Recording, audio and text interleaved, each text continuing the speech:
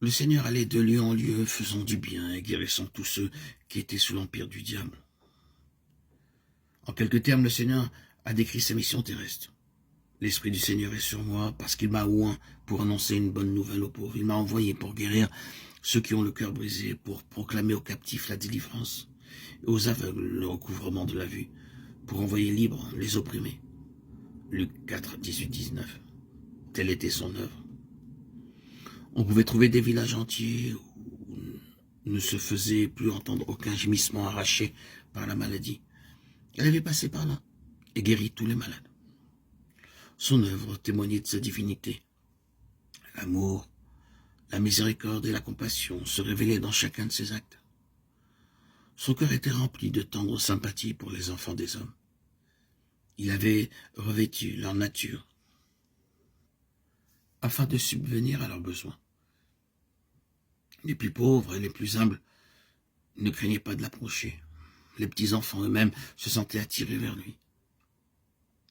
Ils aimaient à monter sur ses genoux et à fixer leur regard sur son visage pensif, où se lisait un amour infini. Jésus ne retranchait rien à la vérité, mais il la disait toujours avec charité. Ses rapports avec le peuple étaient empreints d'un tact parfait, d'une exquise délicatesse. Aucune brusquerie, pas un mot sévère sans nécessité. Jamais il ne faisait inutilement de la peine à une âme sensible. Il ne censurait pas la faiblesse humaine. Quand il disait la vérité, c'était toujours avec amour. Il dénonçait l'hypocrisie, l'incrédulité, l'iniquité, mais c'était avec des larmes dans la voix. Il pleura sur Jérusalem, la ville qu'il aimait, la ville qui avait refusé de le recevoir, lui, le chemin, la vérité et la vie. Elle avait rejeté son sauveur, mais il lui conservait néanmoins sa tendresse et sa pitié. Sa vie était faite de renoncement et de sollicitude pour autrui.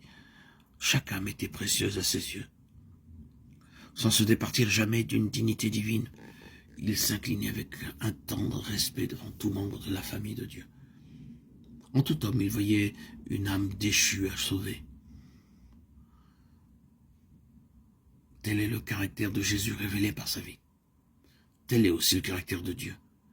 C'est du cœur du Père que les flots de la compassion divine manifestés en Jésus-Christ se déversent sur les enfants des hommes. Jésus, sauveur, tendre et compatissant, était Dieu, manifesté en chair, 1 Timothée 3,16. C'est pour nous racheter que Jésus a vécu, a souffert et mort. Il est devenu homme de douleur, afin de nous faire participer à la joie éternelle.